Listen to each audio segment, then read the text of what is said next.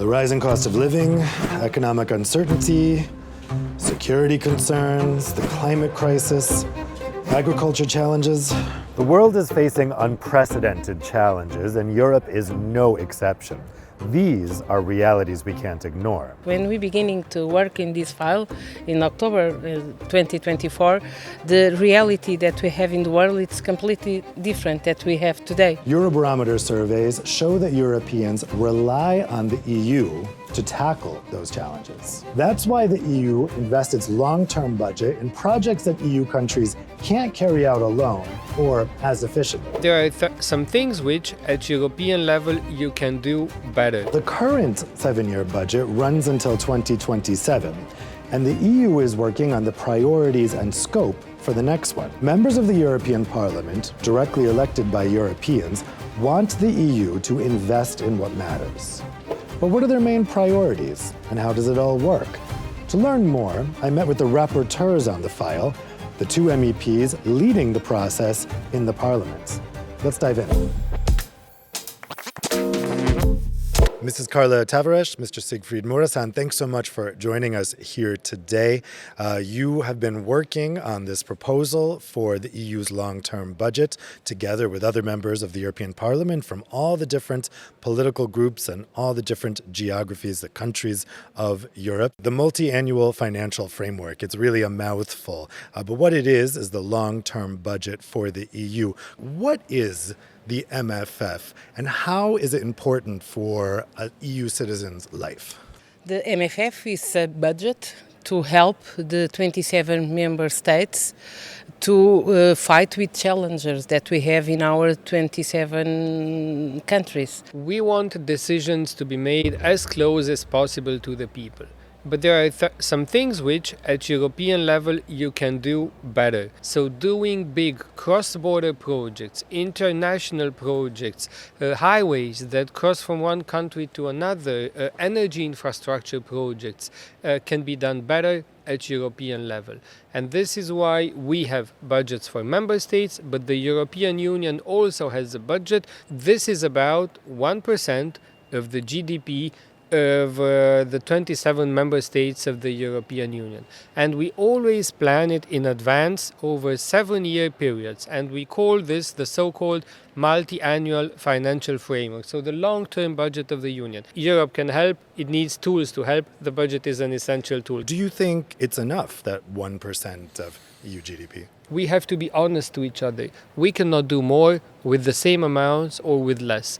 We see the geopolitical risks, particularly on security and defense. We have to do more. This is why we say that if you expect Europe to do more, then the budget should also increase. How would you explain to a citizen what the added value is of pooling together money like this for all the EU member states and spending it in one way as the EU? We have the national, we have the local budget, but we need to support our investments with the union budget.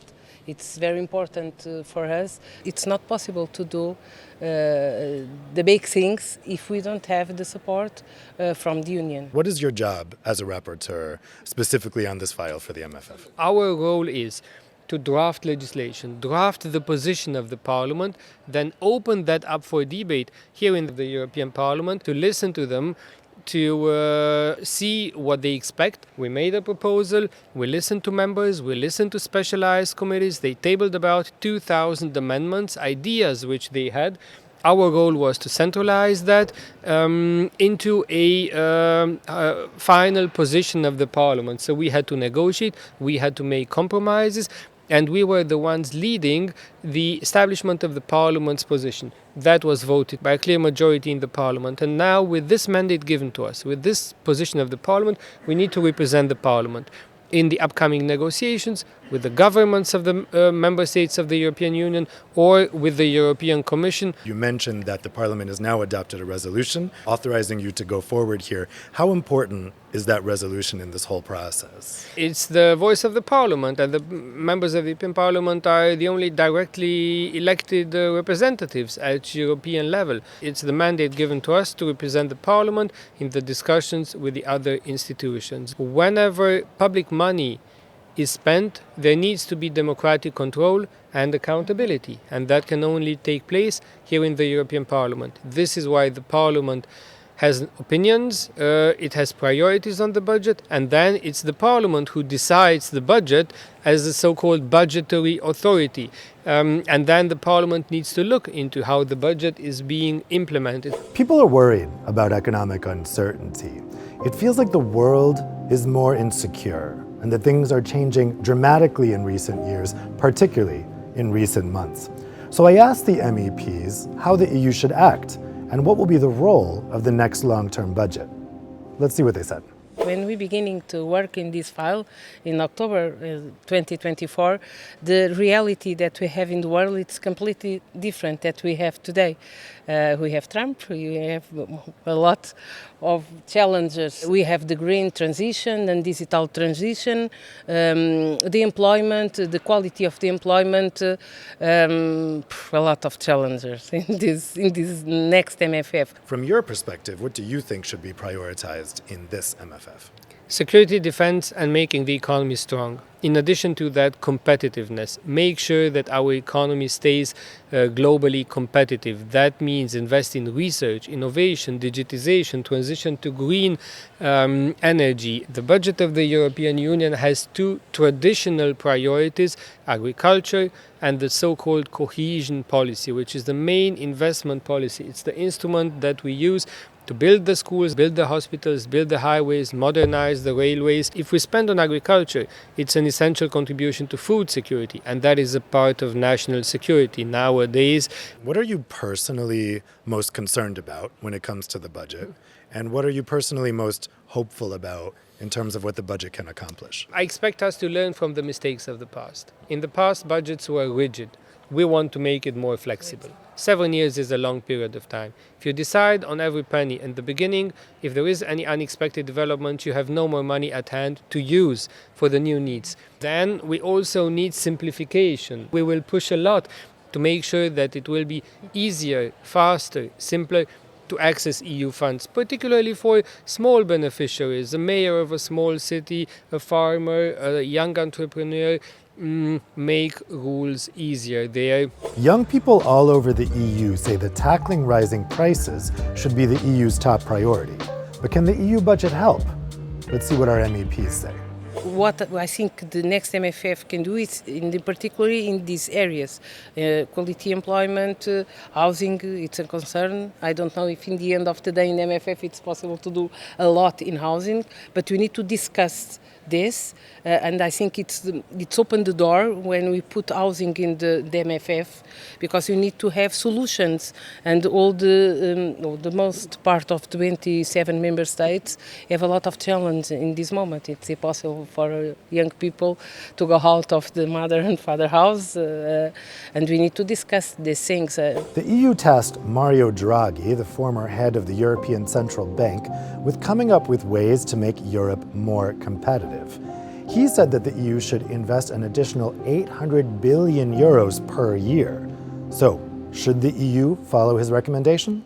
Yes, there's a problem with our competitiveness. We should not always try to spend more money. We should also see how can we reorganize our structures, how can we become more attractive to private investors, and we should do that in parallel with investing more. This is why you hear us talk a lot about the need to improve the competitiveness of Europe. What we, of course, can do is invest in cross-border projects, energy infrastructure projects, digital infrastructure as well. So the more digital, the less energy intensive, the greener our economy is, the more attractive it is, and the more long-term predictability and safety it can provide to private investors.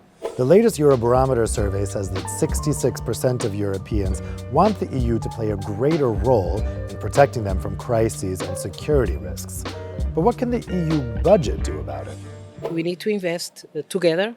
We need to have solidarity with all the 27 member states, and the next MFF need to look and to prioritize the investment in defense. And the investment in defense is not just to buy the arms, it's to invest in the private sector, invest in the competitiveness. We feel that people expect us to protect them, and people expect that we contribute to making sure that jobs are safe and well paid in Europe in the future as well. Another thing that Europeans are concerned about is climate change, but at the same time, some of them have concerns that the legislation that's been adopted might be inhibiting economic growth. I think the competitiveness and the climate change are two faces of the same coin. We live in the new world, we have new challenges, and I think it's not possible to work in the one area without the other. From the budget, you would basically modernize many buildings. You would make them more energy efficient. The more energy efficient a building is, the less energy it consumes, the smaller the bill for the beneficiary. We are investing a lot in transport. We're investing in infrastructure, but also in urban transport. We're investing in bicycle lanes. We're investing in buying new modern buses. A strong majority of Europeans believe that the EU brings benefits to their country. I asked our MEPs to look into the future and imagine the EU 10 years from now. How will we know that their envisioned budget has actually brought benefits to us? If Europe will be safer, if unemployment will be smaller, if there will be more jobs, if we feel that growth, economic growth, will be more stable, more sustainable, if there is more cohesion in Europe, because one of the duties of the budget, and this is, a legal obligation, is to achieve social and territorial cohesion, help the least developed regions. If the least developed region in Europe is more developed, and the discrepancy between, the very well developed, the rich urban areas and the lesser developed regions, if discrepancies are smaller, then this budget was a success. We need to preserve the high qualitative standards of our food here in Europe. Trump can complain that we're not buying his soybeans, but we don't, because the qualitative standards of European food are better. If we will produce more food in Europe in 10 years' time, this budget was a success. I think if we don't have some compromises, it's very difficult. It's the future of the Union, the future of all of us. How can the budget help governments, citizens, and the EU be more prepared for emergencies as they come, whether it be war, whether it be natural disasters? We need to learn from the mistakes of the past. 7 years long period of time, unexpected things happen. Our proposal is more flexibility in the future. Keep money in reserves at hand, that you would not spend if nothing bad happens, but that you would spend under clear rules, under objective rules, if something bad happens. If there's a flood, if there's an earthquake, if there's a bushfire, or any type of unexpected developments. Well, before we close out, I want to ask each of you for a closing message. What would you say is the key thing here going forward for the Parliament in this long-term budget? We have our difference, of course, we are from different political groups, but in the end of the day, and when we sit to work, we have the same objective, the political priorities in the Union.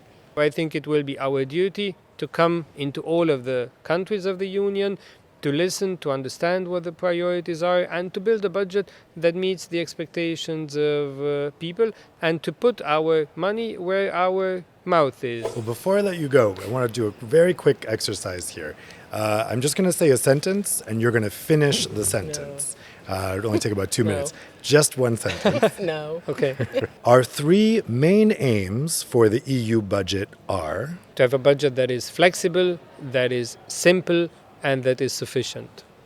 The European Parliament's guiding principles for the next EU budget should be?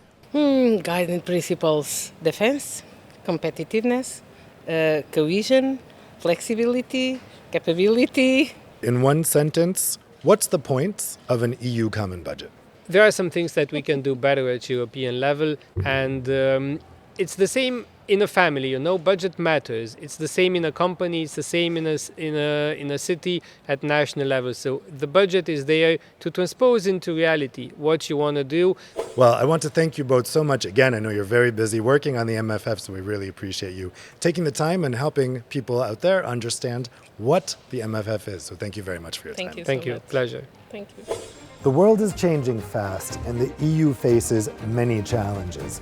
You've just heard how the European Parliament wants to address them by investing in what matters.